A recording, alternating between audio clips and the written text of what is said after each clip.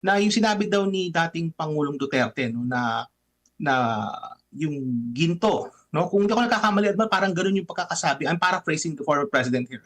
But I think what was said was that yung pagbebenta daw ng ginto was that may involvement si Pangulong Marcos Jr.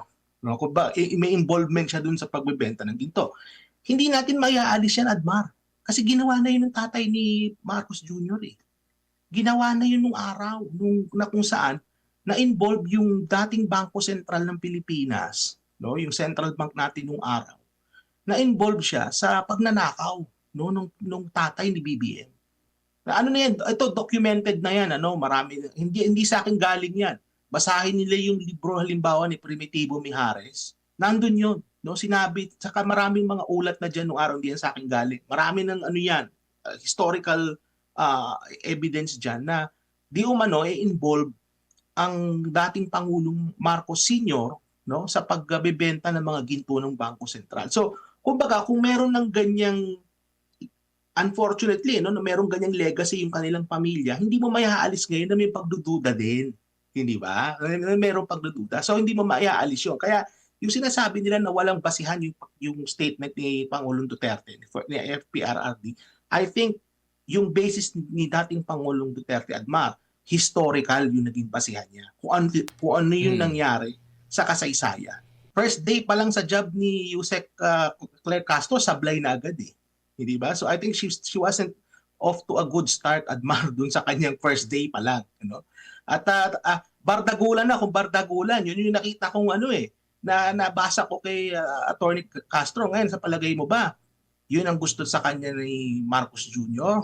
na maging parang attack dog, no, kahol ng kahol. Hopefully sana, no, kung nakikinig si Yusek Claire Castro, no, ma'am, with all due respect, no, sana masagot niyo rin po 'yan, ano, makapag-invite po kayo sa inyong press conference ng mga talagang taga Bangko Sentral, mga economists para matulungan din po kayo, no, na makapagbigay ng mas maayos na impormasyon sa ating mga kababayan.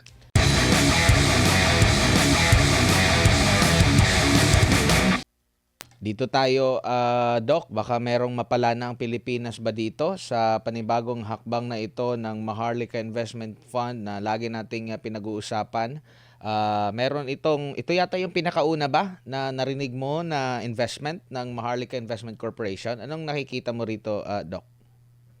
Actually, pangalawa na to, Admar, kasi yung una, kung maalala mo, yung sa NGCP, di ba? So, Tama, nag-invest tama. sila ng medyo mas malaking ano yun, mas malaking amount yung in-invest nila doon.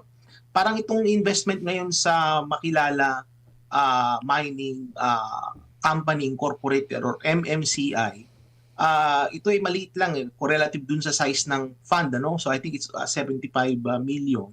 At ito ay parang tinatawag na bridge loan, no? Parang utang ito, ano? At kung titingnan natin, yung project na ito, it involves yung gold and copper, no? Kung hindi ako nagkakamali. At may mga kontrobersya din to, Admar, itong company ito kasi nga yung mga indigenous groups dun sa lugar na kung saan magmimina ay they are against sa pag-ooperate nitong mine na ito, no? Kasi nga alam naman natin sa kaso ng mining, ang nagiging problema talaga diyan is yung pagkasira ng environment, no? Yun talaga ang pinaka problema diyan. Kabilang din sa problem, Admar, yung mga lupain. Kasi yung mga lupain na pagmiminahan, nandyan yung mga lupain ng mga indigenous peoples, no? So kaya talagang yung mga IPs, sila yung unang-unang kumokontra dyan sa mga mining na yan kasi talagang sila yung matatamaan. Now, on part of the government, tandaan din natin na kapag ka nagkaroon ng mina, magkakaroon ng paglilinis dyan eventually, Admar, kasi di ba nasira yung environment. So kinakailangan mag-intervene ang gobyerno dyan para maisabalik, ano? Kumbaga maibalik yung dating kaayusan ng lugar, magtanim uli ng mga puno, malinis yung mga mine tailings, yung mga waste ng mga minahan. At hindi murang ano yan, effort yan, Admar. Malaking gastos ang kinakailangan diyan. So ano ibig sabihin natin dito? Ibig sabihin, Admar, yung dapat nakikitain ng gobyerno mula dun sa mina, dapat yan at least kapareho nung sa anticipated na magiging gastos nila sa paglilinis nung minahan, no? Kaya isa yan sa mga concerns sa mina, no? Pero alam mo, Admar, if you dig deeper, itong may-ari pala ng MMCI, kasi merong ano to eh, merong foreign na counterpart to eh. Kasi nga alam naman natin yung mga foreign company under our current constitution, hindi sila pwede mag 100% na investment diyan. So kailangan merong Filipino partner. Mm. Yung Filipino partner niyan ay involved sa mga power plant din, Admar. Mhm. In fact, yung Filipino owner, yung Filipino company, yung holding company na humahawak dyan sa MMCI, sila yung unang-unang nakapagpatayo ng power plant under EPIRA noong early 2000. Oh. No? So malaking billion dollars yun yung worth nun, Admar, yung plant. Kasi magtayo ka ng power plant, very expensive. So, ibig sabihin, itong may-ari ng minahan na ito, oligarko din. Hindi ba? So, ibig sabihin, yung itong gobyerno nag-provide ng tulong sa isang oligarko para makapasimulan yung project na yan, ma-facilitate yung mining. Eh, ang question ko dyan is, mayaman na yun eh. Marami na silang access sa pondo, bakit kailangan pa ng tulong ng gobyerno? Hindi ba? So, yun yung question ko dyan. Ikalawa is, bakit hindi mag-invest ang Maharlika sa mga maliliit na mga kooperatiba halimbawa, at napakaraming kooperatiba sa ating bansa na nangangailangan ng kapital. Kasi tandaan natin na yung pondo ng Maharlika galing yan sa Development Bank of the Philippines, galing yan sa Land Bank. Dapat yung pera na yan mapupunta sa mga farmers, hindi ba? Bakit hindi mag-invest ang Maharlika sa agrikultura?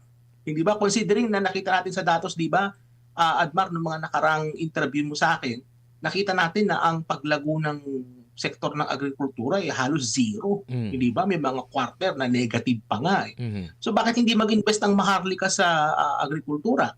Tandaan natin na ang Maharlika Fund is there to facilitate economic development sa ating bansa. Di ba? Isa yan sa mga goals ng Maharlika is for economic development. Sa mining ba na yan? Palagay natin na babalik yung return na yan sa gobyerno para at least ma-compensate yung estado sa paglilinis ng lugar na yan pagka umalis na yung minahan. Hindi ba? So, marami akong question dyan, Admar. And by the way, under the law, yung Maharlika Investment Fund Act, yung Maharlika Fund, dapat may mga report na yan. No? Kumbaga, paano nila napili yung investment na yan? Ano yung mga naging criteria nila to select that investment? Ano yung naging batayan nila? Kasi napakaraming pwedeng pag-investan, Admar eh. Pwede ka mag-invest abroad na mas malaki yung return. Halimbawa, pwede ka mag-invest sa kung saan-saan. No? May mga risk and reward yan. May risk and return. Ano yung naging basehan nila kung bakit sila nag-invest sa MMCI? Hindi ba? So, kailangan malaman natin yan. Hanggang ngayon, wala naman tayong nakikitang report. Di ba? So, yun. There are actually more questions surrounding dyan sa investment na yan ng Maharlika Fund. Baka mabuhay pa yung bakit yan sinusuportahan ng gobyerno? Di ba maraming mga nagrereklamo din na pahirapan na makakuha ng mga units sa mga modernized jeepney, Doc. Pwede rin yun. At the Kaya same nabanggit time, ko nga kanina, ang pwede daming man, cooperatives, di ba? Bakit hindi sila mag-invest doon? Hindi ba? Kung ang goal talaga ng gobyerno is economic development. Pero ang nakikita ko dito, Admar, is kinakailangan kasi yung investment na mararamdaman ng taong bayan.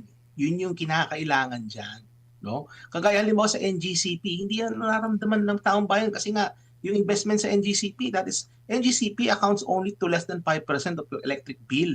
Di ba? Kasi transmission yan, in generation ang kailangan natin.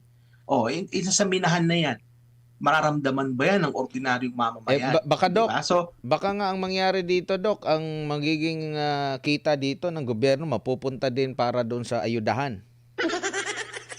Walang pang long term di ba? Kasi maraming mga unprogram, ayudahan lang. So basically, yes, makakatanggap sila pero hindi siya pang matagalan. Unlike sa nabanggit mo, kasi galing nga sa Land Bank, galing nga sa mga bangko ng gobyerno, ito para sa mga magsasaka. So maliban sa matitiyak na yung seguridad sa pagkain, makakatulong ka pa sa maraming mga magsasaka. Oo. Alam mo, Admar, napakaraming pwede talagang pag-investan na nararamdaman kagad ng tao. So, halimbawa sa sektor ng transportasyon, nabanggit mo kanina, yung mga cooperatives, pwede yun. Mag-invest sila para mapondohan, ma-provide ng kapital yung mga cooperatives para magkaroon na nga ng itong mga modern jeepney halimbawa. Hindi lang yan, may mga cooperatives tayo, Admar, sa sektor ng agrikultura. No? Kung ang goal ng gobyerno is to ensure food security, na para maramdaman kagad ng tao, bakit hindi ka mag-invest dun sa mga kooperatiba? Bakit hindi kayo mag-invest dun sa mga producers natin na nag-e-export? No? Halimbawa, yung mga nag-e-export ng prutas, halimbawa. O kaya yung pag-ooperate ng mga planta, no, ng mga pabrika na nagpo-process ng pagkain, kagaya halimbawa ng tomato plant. Kaya ba? Bakit di tayo magdagdag ng tomato plant? O kaya mag-invest ka sa mga company na pwede magtayo ng mga freezer na kinakailangan natin para sa mga iba't ibang lugar sa Pilipinas para ma-preserve yung ating mga gulay at mga pagkain para hindi nabubulok at ma-improve yung ating supply chain. Maraming pwedeng pag-investan na kikita yung fund, and at the same time, mararamdaman kaagad yan ng taong bayan. No? So kaya nga sabi ko nga kanina, there are actually more questions, no, than answers surrounding dito sa pagpili sa MMCI, itong makilala mining company incorporated. Kung bakit nila ito yung naging desisyon nila. No? Out of the so many possible ways, out of the so many possible na pwedeng pag-investan, bakit itong company na ito? Diba? Mm. Considering na mayaman na ito, oligarch ito, marami ang na-access to sa funds. Mm. Bakit dito pa nila inilagak yung investment na yan ng Maharlika Fund? Tsaka 'di ba yung ating airport pina-privatize na, 'di ba? Yung sa sa management. Pwede ba na diyan din ilagak itong investment sa Maharlika Investment Corporation?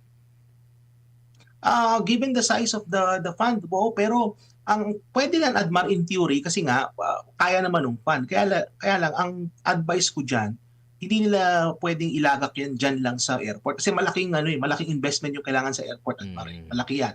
So, kumbaga, pag ginawa nila yan sa airport, baka maubos na halos yung fund mismo, no? Kasi malaking investment yan. So, ang ano ko diyan, ang pwede nilang gawin diyan, halimbawa yung pag-ooperate ng mga regional airport. Hindi ba? So, pwede yun kasi hindi ganun kalaking kapital lang kinakailangan. O kaya yung mga seaport natin. O kaya, Admar, yung pag-cooperate halimbawa ng isang union station ng railways sa Pilipinas.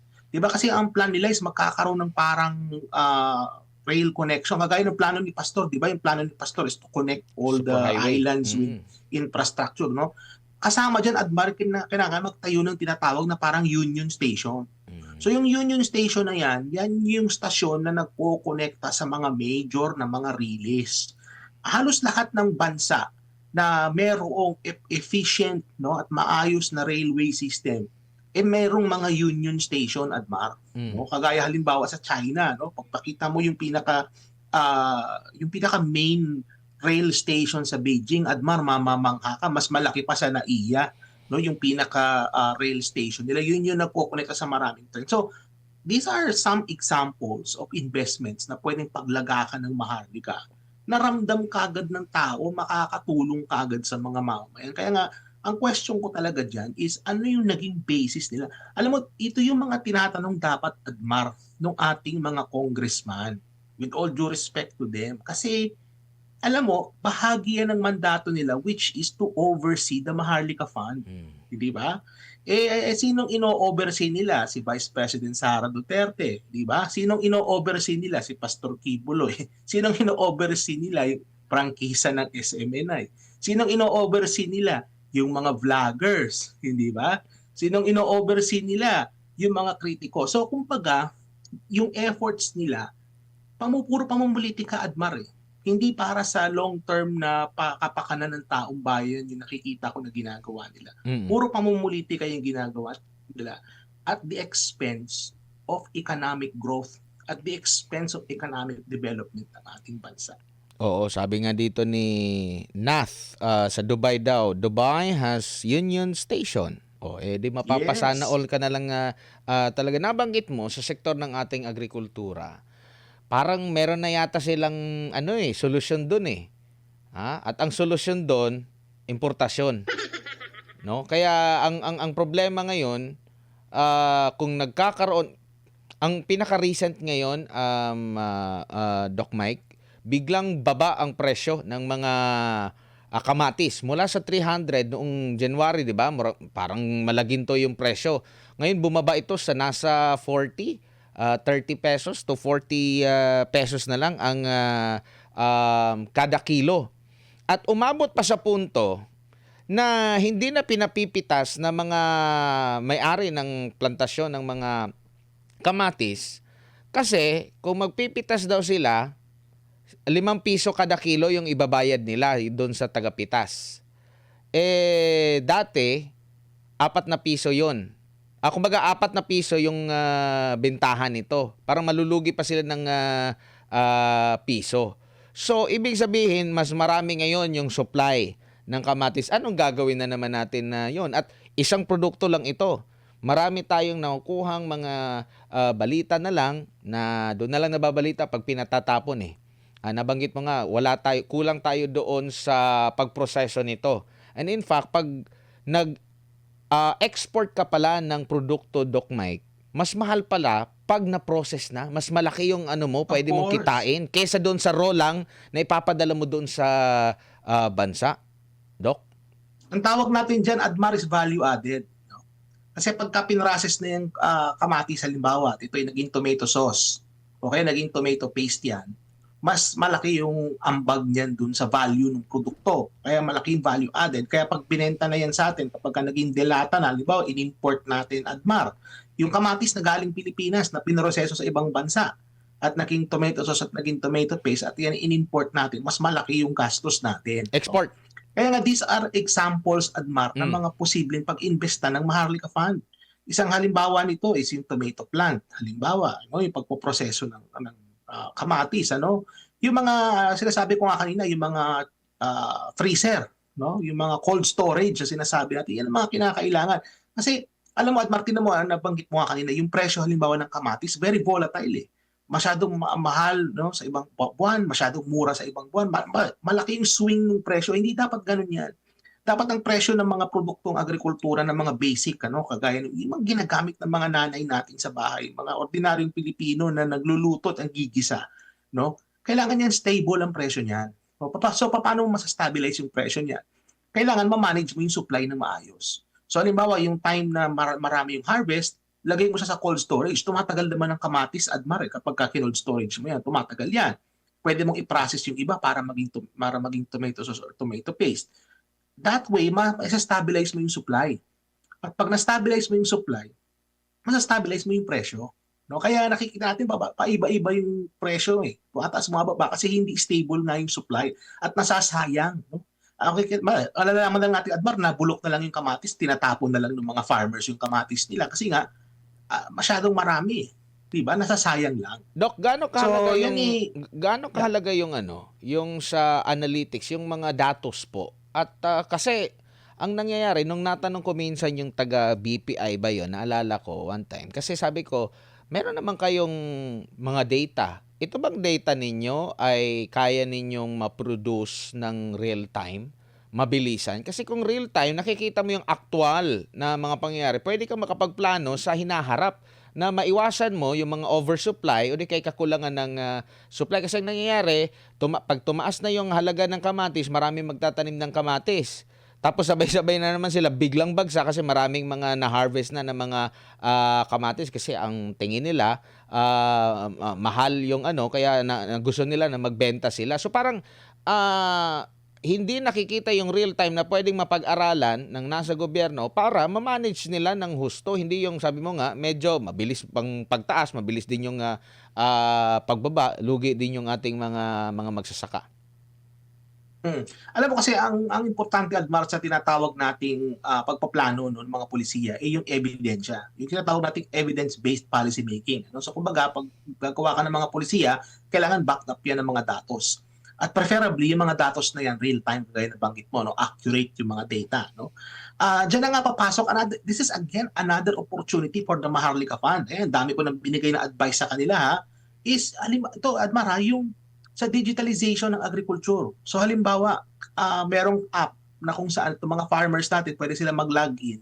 At doon nila mismo i-enter kung gaano kalaki na harvest nila sa isang linggo, halimbawa.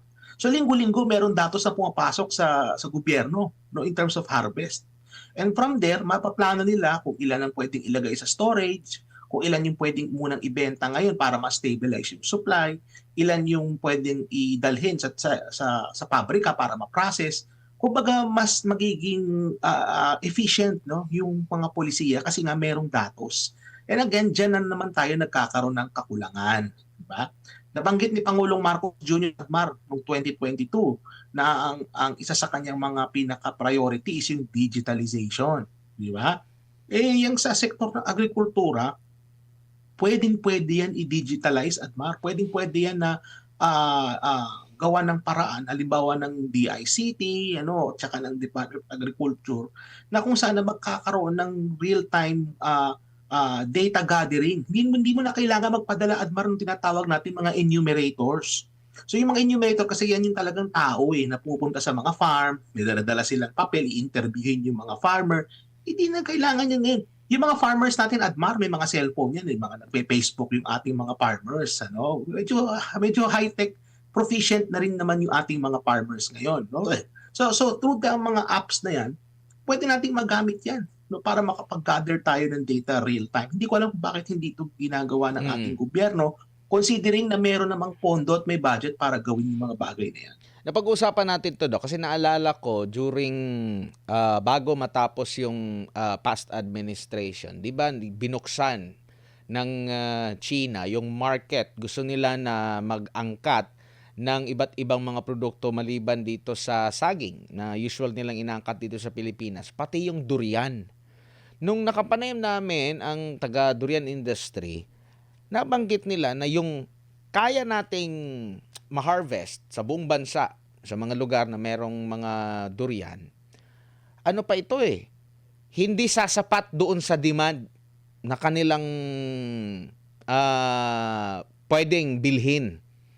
Imaminus mo pa yung demand din sa Pilipinas. So naisip ko na, grabe yung oportunidad na yon na pwede nating samantalahin na umabot tayo sa punto kasi kulang talaga yung masyadong mataas yung demand nila. So anong gagawin? Taasan natin yung ating supply kasi meron pang pangangailangan sa Pilipinas at isang produkto lang ito. Ang pinag-uusapan natin dito ay durian at malaki yung kinikita natin sa pag-export. Di po ba, Doc? Pero yun nga, nawawalan tayo ng mga opportunities. Ito sana yung dapat na lagi nating pinag-uusapan ng mga public official kasi ito'y makakabenepisyo sa buong bansa sa kabuuan, Doc.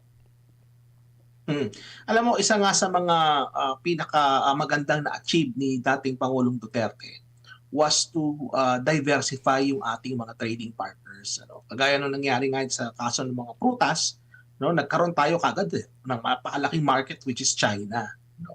At nakita natin na nakinabang talaga, yung ating mga farmers. Hindi lang sa durian, kundi yung mga iba't iba rin mga prutas, kagaya halimbawa ng mangga, saging, may mangustin, pinya, di ba? Napakaraming mga iba't iba pang mga prutas at gulay din na mga ini-export natin. So kumbaga, maganda yung naging sitwasyon noon kasi nga malaki talaga market ang China at kumbaga kahit na isama mo ba yung domestic demand sa mga prutas na yan, combine mo sa export demand, talagang napakalaki. Talagang kikita ng napakalaki yung ating mga farmers. Compared to what we see right now, na kung saan inaaway kasi natin ang China. At ang nangyari niyan, yung pag-aaway natin, kinakalaban natin ang China sa ngayon at the expense of our local producers. Di ba? So, nakikita natin na ang talo dito is hindi si Marcos Jr. ang talo dito. Ang talo dito is yung ating mga kawawang mga farmers, na kung saan na bawasan yung kanilang market at nabawasan yung kanilang potential na kikitain out of the exports. Sayang talaga, it was been a wasted opportunity. Napag-usapan natin yung exports, pag-aangkat.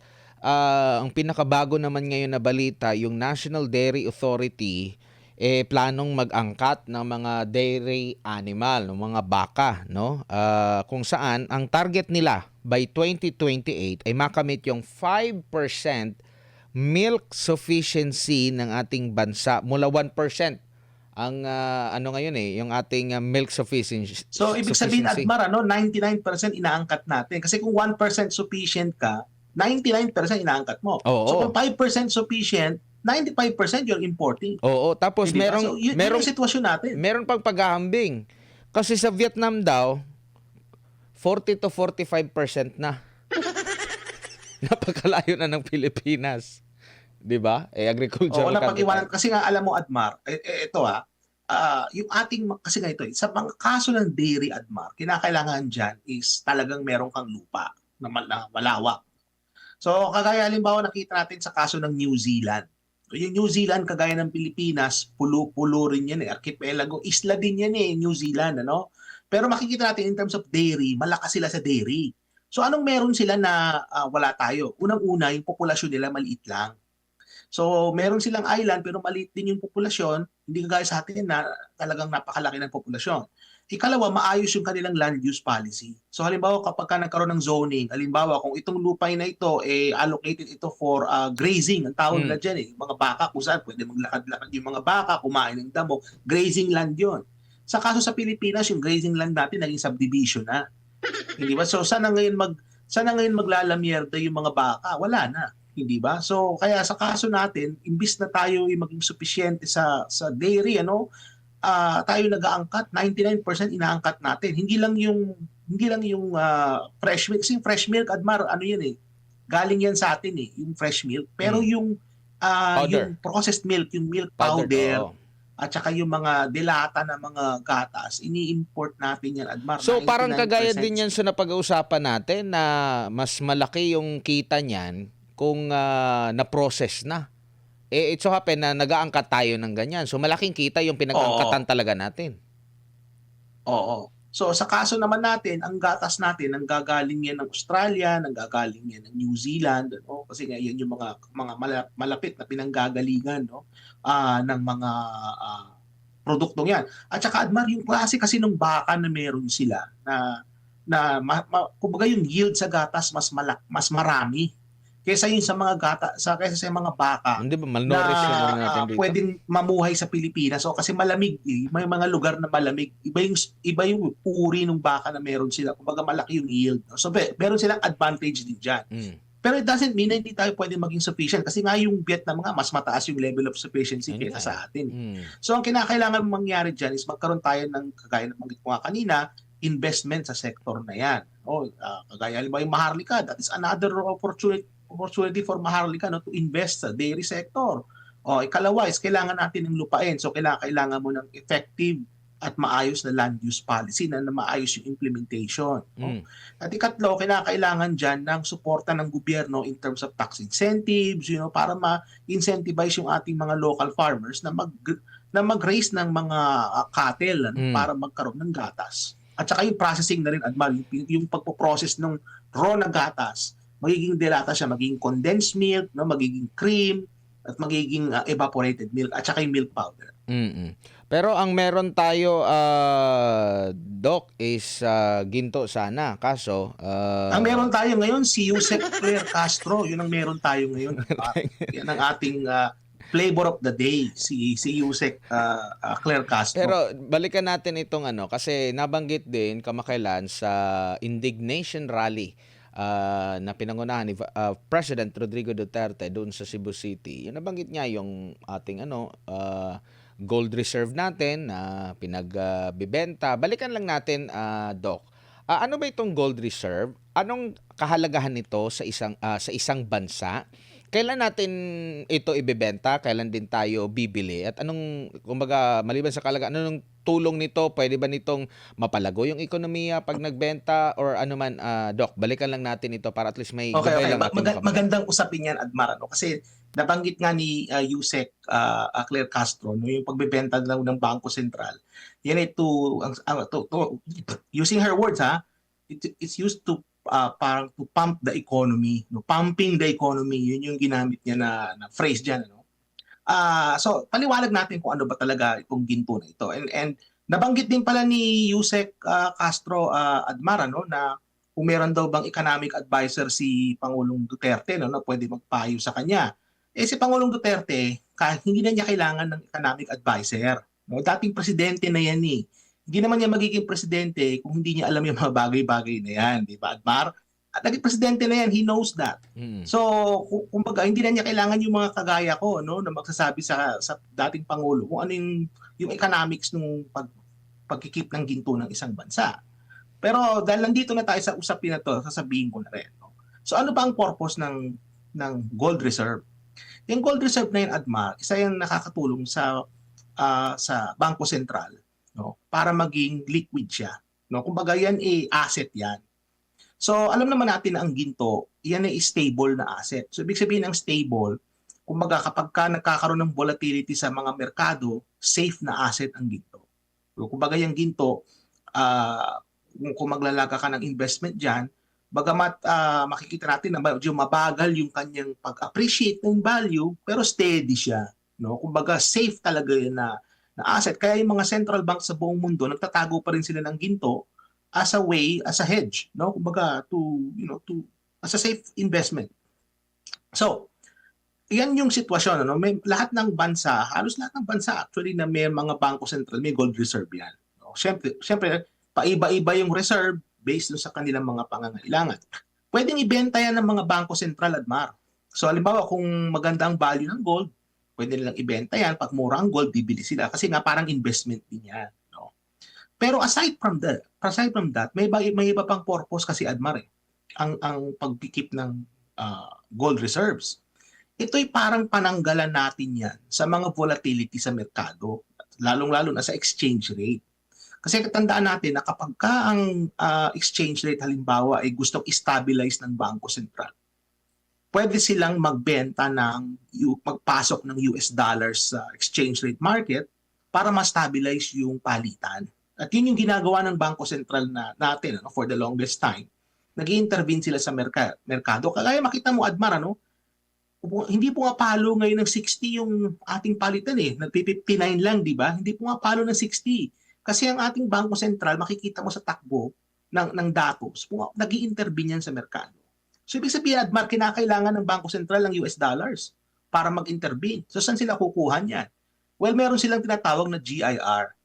Yung GIR, Admar, yan yung sinasabi nating gross international reserves. At yung gross international reserves na yan yung mga iba't ibang mga foreign currency na pwedeng gamitin ng Bangko Sentral to intervene in markets. Ngayon, kapag kumukunti yung supply mo ng US dollar, Admar, pwede mong gawin dyan is magbenta ka ng dollars, ng ginto. At pag nagbenta ka ng ginto, mako-convert siya into dollars, di meron ka ng mga dollar na pwede mong gamitin para sa pag-stabilize ng currency mo. Sa palagay ko, yun yung ginawa ng Bangko Sentral noong nakaraang taon. Magandang presyo ng ginto, kinakailangan nila ng extra dollars para sa pag-intervene sa merkado. At yun nga nangyari, nagbenta sila ng ginto. No? So, yun yung naging reason. Hindi yung pumping the economy as Attorney Claire Castro was alluding to. Ano? Kasi alam mo, Admar, may double meaning din yun pag sinabing pumping the economy. Ang ibig sabihin ba nun, Admar, naghihingalo na yung ekonomiya natin kaya kailangan na siyang ipump? Hindi ba? Sa kaso, halimbawa ng isang nalunod, hindi ba? Pag nalunod, kung gusto mong i-resuscitate yun, bubuhayin mo, ipapump mo yun, hindi ba? Para mabuhay na muli. Ganun ba ang estado ng ating ekonomiya ngayon na kinakailangan magbenta tayo ng ginto para mapump yung economy? I think that is one way to interpret kung ano yung sinabi ni Yusek Claire Castro. No? Kaya nga, Admar, first day pa lang sa job ni Yusek Claire Castro, sablay na agad eh. Hindi ba? So I think she wasn't off to a good start, Admar, dun sa kanyang first day pa lang. At bardagulan na, kung bardagulan, yun yung nakita kong na nabasa ko kay Attorney Castro. Ngayon, sa palagay mo ba, yun ang gusto sa kanya ni Marcos Jr. na maging parang attack dog, kahol ng kahol. I don't think hindi yun ang gusto sa kanya ng the powers that be sa Malacanang. Yun ba ang gusto kaya ni First Lady na maging combative, itong ating undersecretary? So I think she was off to a bad start, Admar, as the undersecretary. With all due respect, Attorney Castro. So yung sinasabi po niya na pumping the economy, that can be interpreted as naghihingalo na ba yung ekonomiya natin kaya kailangan ng i-pump. So kumbaga, ang purpose talaga ng pagbibenta ng ginto is for the bank to have dollars para magamit niya to intervene in the economy, not necessarily pump the economy or pumping prime. Kasi yun yung, may kaming mga economists, Admar, meron kaming lengguwahe dyan tinatawag namin pump priming the economy.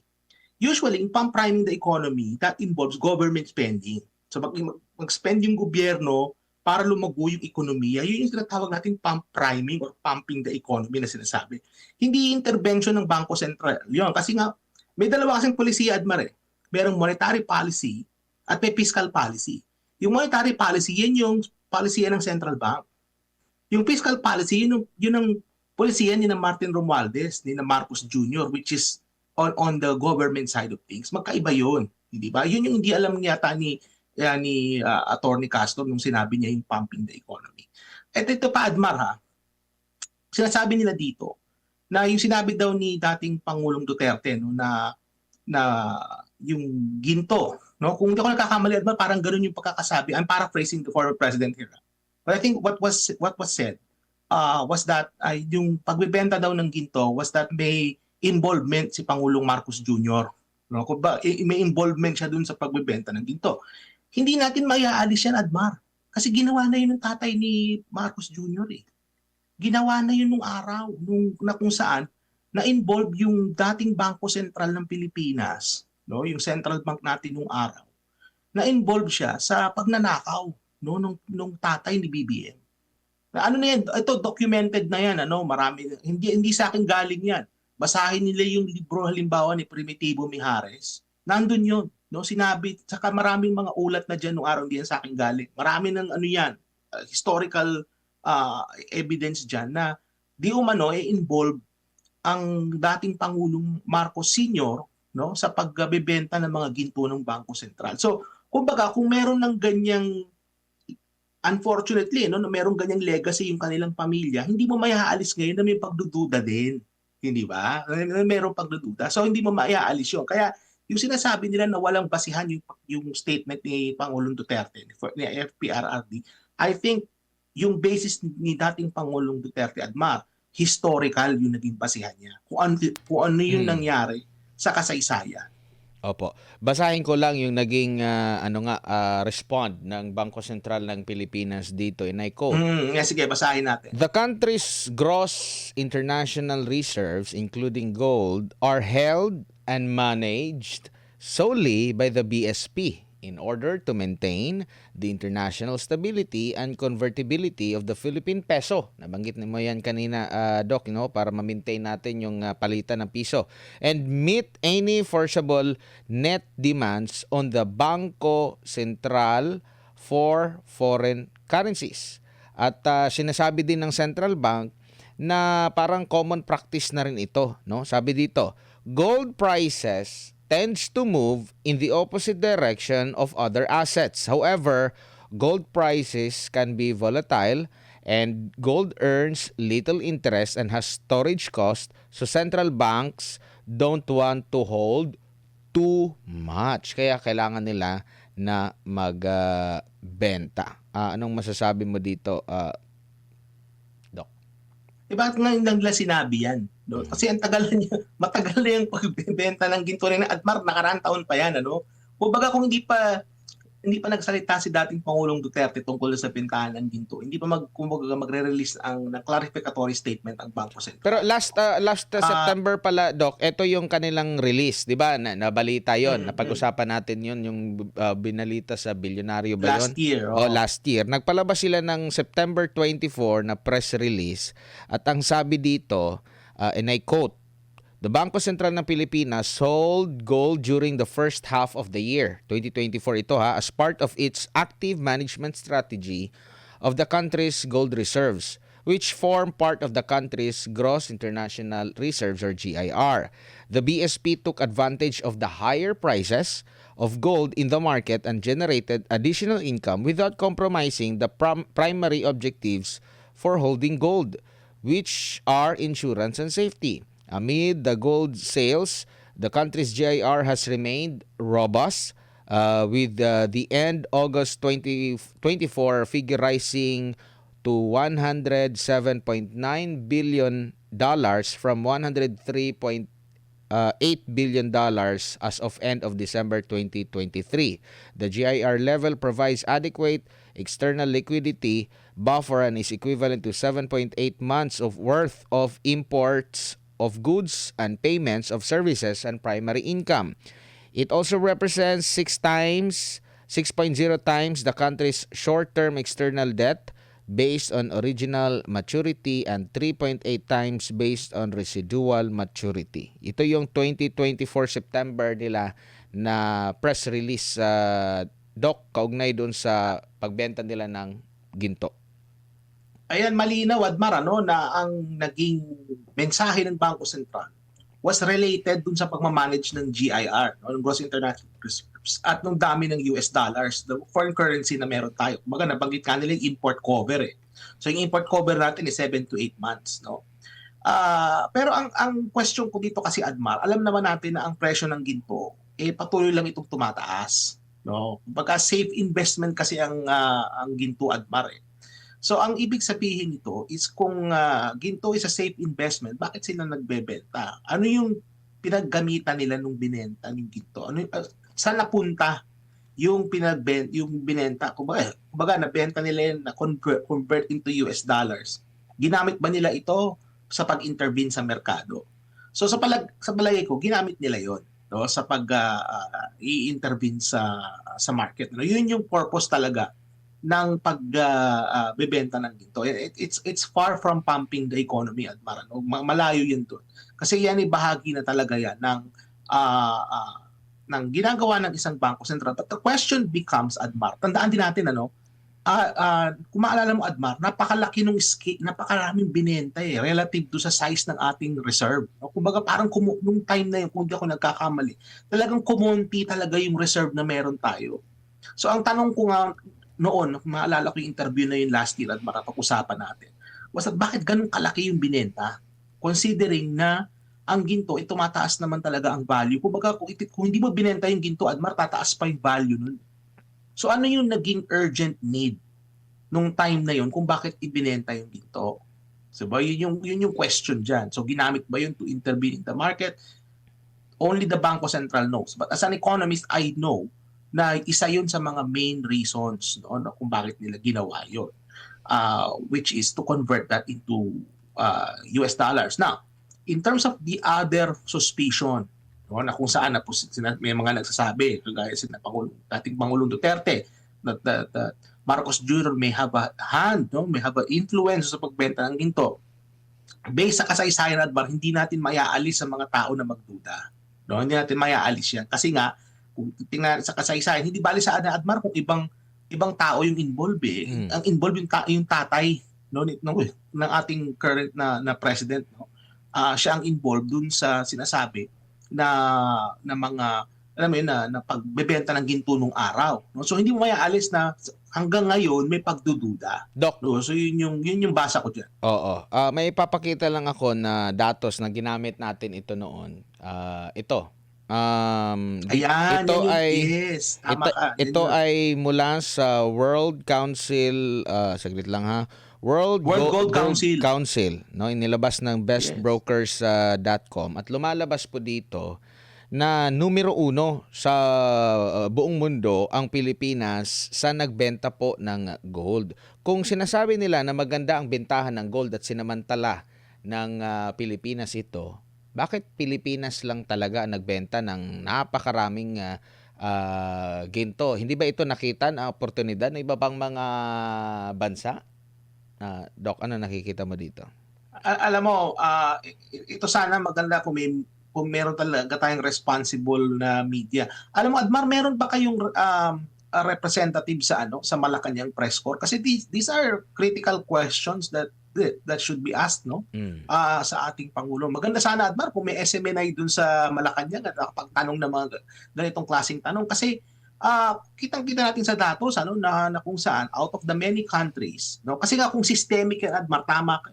Kung yan ay systemic, ibig sabihin kung tumataas ang presyo ng ginto, na kung saan mai-incentivize lahat ng mga bansa, hindi lang Pilipinas, lahat ng mga bansa na magbenta ng pagkarami-raming ginto, bakit tayo lang ang may pinakamalaking porsyento ng ginto na binenta? So, kaya nga ang question dito is bakit? Ano yung naging pangangailangan no, nung time na yon kung bakit sila nagbenta ng ginto ng ganong karami? Ganon ba karaming admarang ang ginto na meron tayo? Mm. Ha?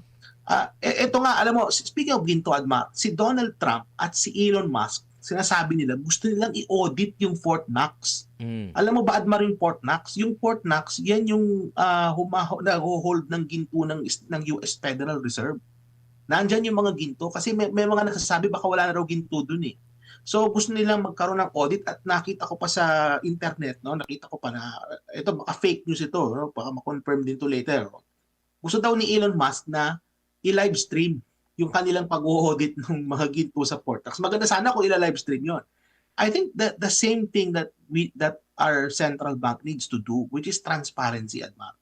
We need to have transparency in terms of yung actual na purpose kung bakit nila binenta yun. Bagamat sinabi nila na it is part of the, the functions ng Bangko Sentral, pero hindi complete answer yun, Admar. Kumbaga sa exam, pagka chinek ko yung papel, hindi complete answer eh.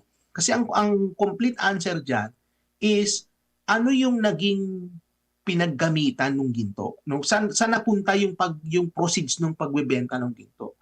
Ano yung naging rational? Di ba? Meron tayong salitang tinatawag na rational.